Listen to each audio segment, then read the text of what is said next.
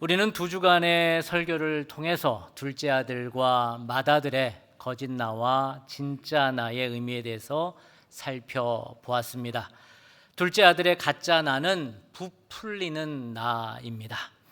아버지의 재산을 자기 것으로 삼아서 자신을 크게 보이려는 나입니다.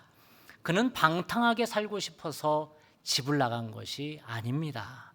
그는 아버지와의 친밀한 사귐으로 채워야 할 자신의 영혼이 채워지지 않자 그 공허하고 불안함을 돈과 향락으로 채우려 집을 나간 것입니다. 그런 빈 마음을 허영과 허세로 채우는 모습이 둘째 아들의 가짜 나의 모습이었습니다. 맏아들의 가짜 나는 착한 아들로 사는 나입니다. 그는 아버지의 말씀을 어긴 적이 없는 착한 아들입니다. 밭에서 최선을 다해 일하던 성실한 아들입니다.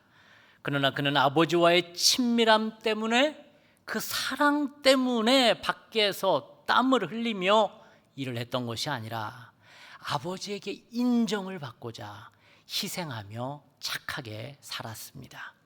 그래서 집 나간 동생이 돌아왔을 때 그는 아버지의 마음을 아프게 한 동생에게 그래서 화가 난 것이 아니라 착하게 산 자기에게는 염소 새끼 한 마리라도 내어준 적 없는 아버지에게 화가 난 것입니다. 이렇듯 둘째 아들은 집 밖에서 길을 잃었습니다. 맏아들은 집 안에서 길을 잃었습니다. 그런데 두 아들을 모두 찾아 나선 분이 있었으니 그분이 바로 누구셔요? 아버지입니다. 오늘은 마지막 시간으로 가짜 나로 살던 두 아들에게 찾아오신 아버지에 대해 살펴보도록 하겠습니다. 그러면서 우리에게도 찾아오시는 하나님 아버지를 만나는 시간이 되시기를 주님의 이름으로 축복합니다. 먼저 둘째 아들과 맏아들의 기저에는 어떤 가짜 나가 있을까요? 왜 그들은 아버지와의 친밀함을 거부하고 허영과 인정 욕구가 가득한 가짜 나로 살았던 것일까요? 왜 우리도 그러는 것일까요? 그냥 목사님 우리가 죄인이니까요 라고 퉁치고 죽어라 기도하면 이 가짜 나가 없어지나요? 과연 둘째 아들과 맏아들의 기저에 있는 그 근본적인 가짜 나는 무엇일까요? 그 기저에는 힘, 파워를 갖고자 하는 가짜 나가 있습니다. 뭘 갖고자 한다고요? 힘, 파워를 갖고자 하는 가짜 나가 두 아들에게 있었습니다. 두 아들은 겉모습은 서로 달라도 그들의 마음 깊은 곳 그 기저에는 같은 욕망이 있습니다. 힘을 갖고자 하는 나입니다. 둘째 아들은 12절에서 아버지에게 이렇게 말합니다. 아버지요, 재산 중에서 내게 돌아올 분깃을 내게 주소서. 그는 아버지와 친밀하게 사귀는 아들의 자리보다 아버지의 재산을 손에 쥐고 자기 인생을 스스로 결정할 수 있는 힘을 원했습니다. 아버지와의 관계보다 소유를 원했으며 아버지의 집보다 먼 나라 어딘가에 있을 자기 왕국을 원했습니다. 맏아들도 다르지 않았습니다. 그는 집을 떠나지 않았지만 마음속에는 힘을 갖고 싶었습니다. 그래서 29절에 아버지에게 내가 여러 해 아버지를 섬겨 명을 어김이 없거늘이라고 말합니다. 그는 순종과 성실함 속에서 아버지를 사랑하기 때문에 헌신했던 것이 아니라 자기의 수고를 인정받고 싶은 마음에 그 안에 있었던 것입니다. 그는 자신의 성실함과 희생을 근거로 아버지 앞에서 자신의 힘을 얻고 싶었습니다. 결국 둘째 아들은 재산을 통해서 힘을 얻으려 했고 맏아들은 희생을 통해서 힘을 얻으려 했습니다. 두 아들 모두 아버지와 함께 있는 기쁨보다 자기 손에 쥘 수 있는 힘을 더 욕망했던 것입니다. 우리의 삶도 별반 다르지 않습니다. 세계 곳곳에서 일어나는 전쟁의 소식들을 보십시오. 미국과 이란, 러시아와 우크라이나의 전쟁도 겉으로는 안보와 명분과 정의의 언어를 사용하지만 그 밑바닥에는 결국 누가 더 강한가, 누가 상대를 굴복시킬 수 있을까라는 힘의 논리가 흐르고 있습니다. 가정 안에서도 그렇습니다. 남편이 밖에서 돈을 벌어온다는 이유로 집에서 육아와 살림을 감당하는 아내를 은근히 낮게 볼 때가 있습니다. 반대로 남편이 일찍 은퇴하고 집에 있는 시간이 많아지면 어느 순간 남편을 그동안 수고한 존중의 대상이 아니라 관리의 대상으로 말할 때가 많습니다. 교회에서도 마찬가지입니다. 내가 직분이 있다고 성도들을 부하 직원 다루듯이 하는 분들이 있습니다. 내가 팀장인데, 부장인데, 회장인데, 내가 권사요, 안수집사요, 장로요, 목사인데 왜 내 말을 안 듣느냐는 겁니다. 그러면서 씩씩거립니다. 왜요? 이 힘이 주는 마력에 걸려 있기 때문입니다. 우리는 왜 이 힘이 주는 마력 앞에 이렇게 넘어지는 것일까요? 가만히 생각해 보면 태초에 사탄이 인간을 유혹했던 핵심도 바로 이 힘의 문제였습니다. 사단이 처음부터 인간을 식탐으로 유혹한 것이 아닙니다. 시기심으로, 음란함으로 유혹한 것이 아닙니다. 사탄이 인간에게 던진 첫 번째 유혹은 바로 파워의 문제였습니다. 창세기 3장 1절을 같이 읽습니다. 그런데 뱀은 여호와 하나님이 지으신 들짐승 중에 가장 강교하니라. 뱀이 여자에게 물어 이르되 하나님이 참으로 너희에게 동산 모든 나무의 열매를 먹지 말라 하시더냐? 아멘. 뱀은 이렇게 묻습니다. 하나님이 정말 그러시더냐? 겉으로 보면 단순히 선악과를 먹을 수 있느냐 없느냐의 문제처럼 보입니다. 그러나 사실 사탄은 지금 모든 힘의 근원이신 하나님께 도전하게 만듭니다. 하나님을 신뢰하는 마음을 흔들고 하나님께 순종하는 질서를 흔들고 하나님만이 주인이시라는 진리를 흔들고 있는 것입니다. 그리고 이어서 뱀은 이렇게 말합니다. 5절을 함께 읽겠습니다. 너희가 그것을 먹는 날에는 너희 눈이 밝아져 하나님과 같이 되어 선악을 알 줄 하나님이 아시느니라. 아멘. 결국 사탄의 유혹은 이것입니다. 내가 하나님과 같이 될 수 있다. 다시 말하면 너도 하나님처럼 힘을 가질 수 있다. 너도 내 힘으로 내 인생의 주인이 될 수 있다라는 것입니다. 이것이 인간이 받은 첫 번째 유혹입니다. 그렇게 힘을 갖고자 하는 것이 모든 인간 안에 숨어있는 근본적인 욕망이라는 것입니다. 우리는 단지 돈을 갖고 싶어서가 아닙니다. 명예를 얻고 싶어서가 아닙니다. 돈으로, 명예로 힘을 얻고자 하는 것입니다. 내가 지지 않고 싶고 밀리지 않고 싶고 통제하고 싶고 결정권을 쥐고 싶어하는 힘을 갖고 싶어합니다. 그래서 우리는 오늘 아침에도 배우자와 긴장 관계를 유지하며 교회를 온 것입니다. 그리고 자녀에게조차도 심지어 우리는 지지 않으려 합니다. 함께하는 동료 앞에서도 심지어 교회 안에 성도들 사이에서도 절대 지지 않습니다. 내가 더 강하고 내가 더 힘이 있는 사람인 것을 보여주고 싶습니다. 내가 얼마나 담임 목사와 친한지, 내가 담임 목사에게 이야기하면 안 될 것을 되게 할 사람인지를 은근히 과시하고 다닙니다. 뭘 보여주고 싶은 거예요? 힘을 보여주고 싶은 것입니다. 바로 그 마음이 사단이 태초부터 우리 인간에게 넣어준 힘을 추구하는 가짜 나의 모습입니다. 그럼 어떻게 우리 안에 이런 마음을 내려놓을 수 있을까요? 그래서 우리 모두가 오늘 본문의 아버지에게 집중하고 싶은 것입니다. 오늘 본문의 아버지는 누구보다 힘이 강한 분이십니다. 13절에 보면 둘째 아들이 요구하는 유산 정도는 쉽게 떼어줄 수 있는 분입니다. 그 돈을 다 허랑방탕하게 써도 될 정도의 재산이 있는 분입니다.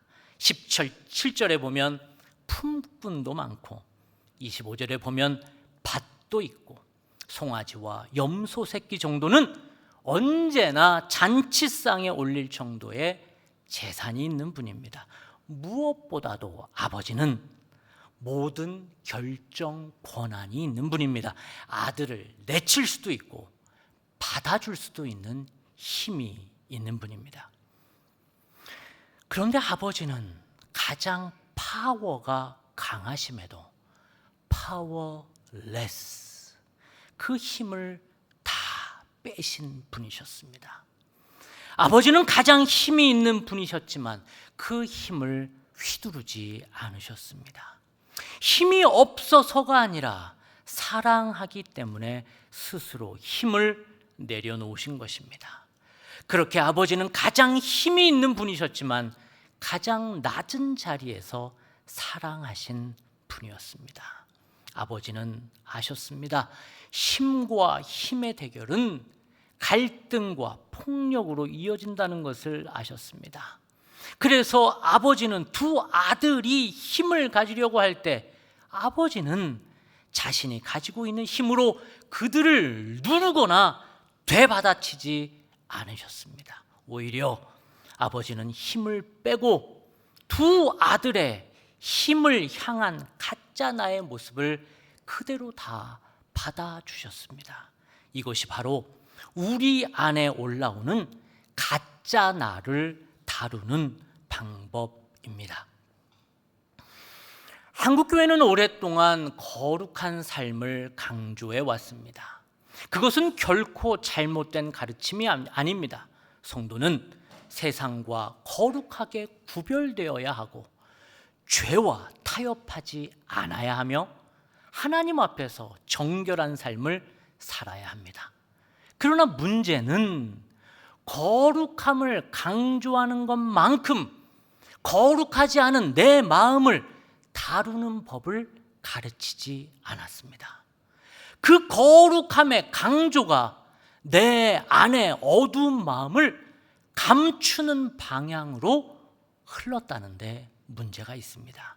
시기와 질투, 음란한 마음, 힘을 갖고자 하는 욕망, 누군가를 밀어내고 싶은 마음, 분열시키고 방탕한 마음이 올라올 때 우리는 거룩함이라는 단어 앞에 그것들을 마음속 깊은 곳으로 꼭꼭 숨겨 놓았습니다.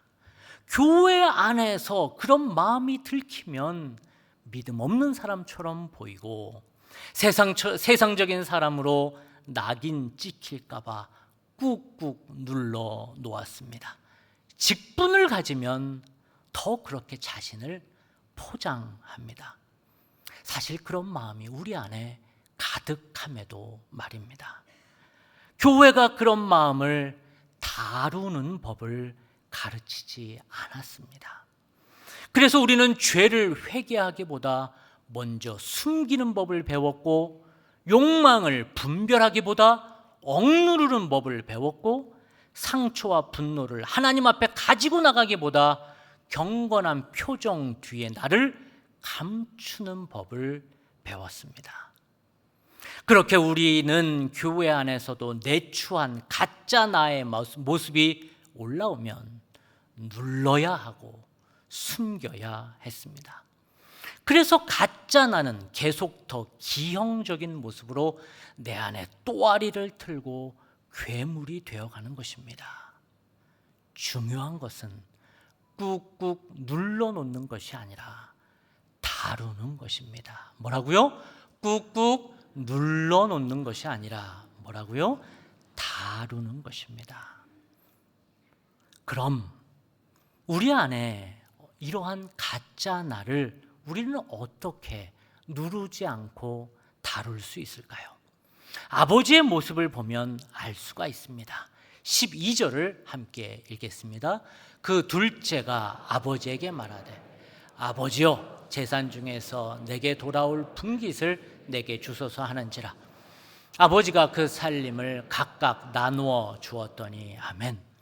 아버지는 거칠게 자신의 유산을 요구하는 둘째 아들의 요구 앞에 강대강으로 힘으로 맞서거나 누르지 않으셨습니다.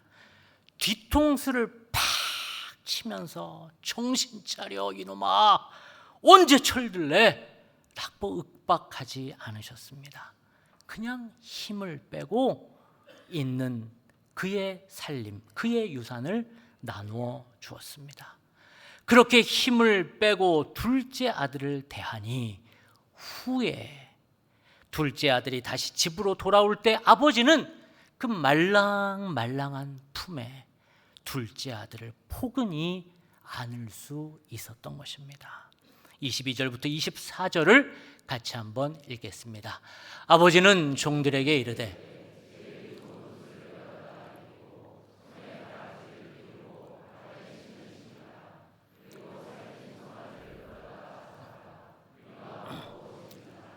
이 내 아들은 죽었다가 다시 살아났으며 내가 잃었다가 다시 얻었노라 하니 그들이 즐거워하더라. 아멘. 또한 아버지는 맏아들의 요구를 어떻게 다루셨습니까? 29절에서 30절도 함께 읽습니다. 아버지께 대답하여 이르되 여러 해 아버지를 섬겨 명을 어김이 없거늘 내게는 염소 새끼라도 주어 나와 내 벗으로 즐기게 하신 일이 없더니 아버지의 살림을 창녀들과 함께 삼켜버린 이 아들이 돌아오매 이를 위하여 살찐 송아지를 잡으셨나이다. 아멘. 맏아들은 이렇게 원망합니다. 이때 아버지는 맏아들의 원망 앞에 달력을 가져다가 너 몇 월 며칠 내 친구들이 왔을 때 내가 뭐 해줬고 너한테 사준 옷이 신발이 얼마였고 너 잊었나 본데 너를 위해서 잡은 염소 새끼와 송아지가 몇 마리였는 줄 알아? 할 말이 너무 많죠. 여러분 자녀들한테 할 말 많아요? 없어요? 많아요. 할 말이 너무 많죠. 그런데 그렇게 다그치지 않으셨습니다. 아버지가 가진 힘으로 겁박하지 않으셨습니다. 누르지 않으셨습니다. 아버지는 그냥 안아주셨습니다. 그래서 아버지는 맏아들에게 이렇게 말씀하신 것입니다. 31절 32절입니다. 아버지가 이르되 너는 항상 나와 함께 있으니 내 것이 다 내 것이다. 이내 동생은 죽었다가 살아났으니 내가 잃었다가 얻었기로 우리가 즐거워하고 기뻐하는 것이 마땅하지 않느냐라고 아버지는 힘을 빼고 그 아들을 다 받아주셨습니다. 바로 이것입니다. 아버지의 모습이 바로 우리의 가짜 나를 대하는 우리의 모습이 되어야 합니다. 우리 안에서 가짜 나의 어두운 마음이 올라오면 우리는 자주 자책합니다. 아이고 또 이런 생각을 하네. 언제 정신 차릴래? 라고 우리는 스스로 정죄하거나 역시 나는 안 돼. 이 바보야. 또 졌네 졌어라며 좌절하기 쉽습니다. 그렇게 회개는 자기 혐오로 이어집니다. 그러면 우리의 가짜 나는 더욱 깊숙이 숨어버립니다. 그래서 어느 순간 이상한 괴물이 되어서 괜히 툭툭 튀어나와 사람들을 아프게 하는 것입니다. 그래서 우리가 이러지 않기 위해서 방법을 배웠습니다. 어두운 마음이 우리 안에 올라오면 어떻게 하라고 그랬죠? 왔어? 이따 가. 잘 아시네요? 우리는 그렇게 하라고 배웠어요. 어두운 마음이 올라오면 그걸 누르는 것이 아니라 왔어? 이따 가라고 그 마음을 웰컴 해주는 것입니다. 그래야 이 마음이 내 마음 어딘가에 숨어 있지 않다라는 겁니다. 실제로 이런 어두운 마음이 올라올 때마다 웰컴 기도를 해줬더니 정말 자유해졌다는 분들을 제가 많이 만났습니다. 그런데 어떤 분이 이런 질문을 하시더라고요. 목사님, 왔어 이따가 해도요 안 없어져요. 안 나가요. 10번을 해도 왔어 이따가 왔어 이따가 10번을 해도 안 나간다는 거예요. 그래서 여러분 오늘 심화 교육 업그레이드 버전을 알려드립니다. 잘 들어보십시오. 총 3단계인데 우리 안에 어두운 마음이 올라오면 첫 번째는요, 알아차리기입니다. 뭐라고요? 알아차리기예요. 침묵 속에서, 하나님 앞에서 침묵 속에서 내 몸 어딘가에 그 감정이 걸렸는지를 한번 알아보는 거예요. 여러분, 불편한 마음이 내 마음 안에 올라오면 몸이 먼저 압니다. 그렇죠? 그래서 가슴이 두근거리거나 답답하거나 어깨가 뭉치거나 소화가 잘 안 됩니다. 뭐가 있는 거예요? 불편한 마음이 지금 있다라는 거예요. 그때는 하나님 앞에서 눈을 감고 침묵 속에서 이 불편한 감정이 어디에 걸려 있는지를 한번 알아차려 보는 거예요. 두 번째는 허락하기입니다. 우리가 해오던 왔어? 이따 가 라고 하시는 거예요. 그 감정을 내 힘으로 꾸짖거나 정죄하면 안 됩니다. 특별히 믿음이 좋으신 분들 자기를 혐오하시면 안 됩니다. 아버지가 두 아들에게 했던 것처럼 그냥 힘을 빼고 그 어두운 마음을 웰컴, 환영해 주면 됩니다. 어떻게 해요? 왔어? 이따가 라고 해주는 겁니다. 여기서 환영한다는 말은 죄를 지어도 괜찮다는 말이 절대 아닙니다. 그 감정이 내 안에 있음을 인정하라는 말이에요. 그리고 그것을 하나님 앞에서 숨기지 않겠다는 말입니다. 그리고 마지막 세 번째는 올려드리기입니다. 뭐라고요? 올려드리기예요. 그 마음을 하나님께, 지금 발견한 알아차린 마음을 하나님께 올려드리는 겁니다. 주님, 지금 내 마음에 이것이 있습니다. 이 마음을 주님께 드립니다 라고 말하는 겁니다. 그렇게 짧게라도 내 가짜를 알아차리면, 그것이 올려드리면 그것이 기도가 됩니다. 그리고 이렇게 알아차리면 이 가짜 나가 여러분을 더 이상 꽉 잡지를 않습니다. 이런 웰컴 기도를 한다고요, 여러분 안에 있는 감정이 확 없어지지는 않습니다. 그러나 이런 웰컴 기도를 하다 보면 여러분 안에 올라오는 그 감정이 더 이상 여러분을 꽉 잡는 그립감, 악력이 조금씩 풀어지는 것을 경험할 수 있게 됩니다. 그러면서 우리가 하나님 품 안에 안기는 경험을 하게 됩니다. 저도 수시로 이 기도를 합니다. 여러분, 저는 목사니까 늘 마음에 천국이 있을까요? 아니에요. 저도요, 긴장시키는 사람을 만나면 저도 마음이 딱딱해집니다. 그때마다 저도 어떻게 해요? 기도를 합니다. 그때마다 하나님이 자유함을 주신다는 거예요. 사랑하는 성도 여러분, 우리 인간은 태초부터 힘을 갖고 싶어 안달이 난 존재입니다. 둘째 아들은 아버지의 재산을 손에 쥐면 힘을 가질 줄 알았지만 결국 먼 나라에서 자신을 잃어버렸습니다. 맏아들은 성실함과 희생으로 자신을 인정받으면 힘을 가질 줄 알았지만 그는 집 안에서 길을 잃어버렸습니다. 그러나 아버지는 두 아들을 향해 자신의 힘을 휘두르며 호통을 치지 않으셨습니다.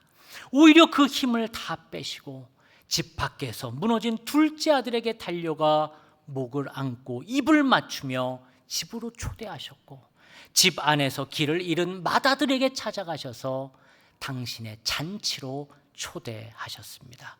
그 아버지가 바로 예수님인 줄 믿으시기 바랍니다. 예수님은 십자가에서 자신의 힘으로 종교 지도자들과 로마 병정들을 심판하지 않으시고 오히려 자신의 힘을 십자가에서 다 내려놓으심으로 우리 모든 인류를 하나님께로 이끄셨습니다. 예수님은 힘이 없어서 참으신 것이 아니라 사랑하기 때문에 힘을 내려놓으셨습니다. 그렇게 예수님은 십자가에서 당신의 사랑을 가장 완전하게 보여주셨습니다.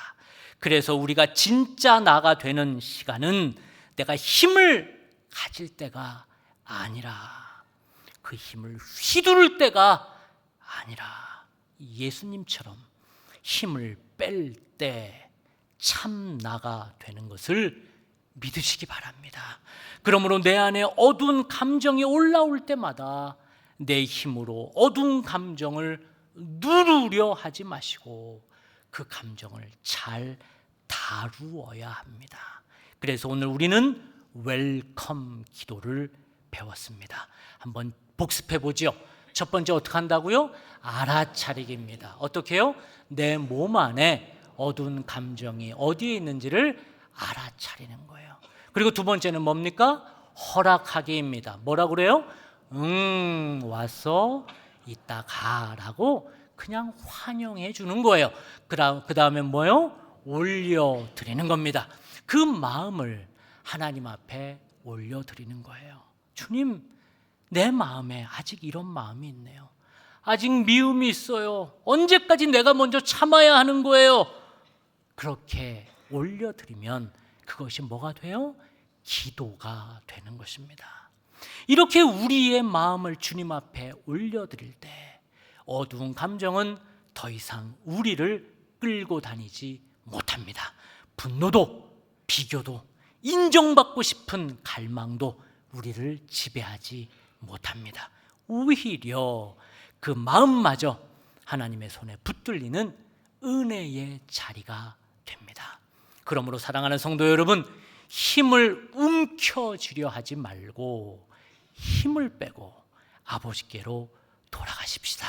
가짜 나로 힘을 꽉 쥐며 사는 삶이 아니라 하나님의 사랑 안에서 힘을 빼고 진짜 나로 살아가시는 여러분 되시기를 주님의 이름으로 축복합니다.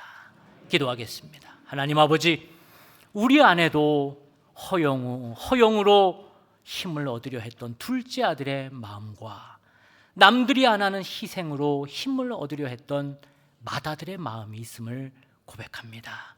우리 안에 올라오는 불안, 분노, 미움과 인정받고 싶은 욕망을 억누르지 않게 하시고 십자가 앞에서 다루게 하옵소서.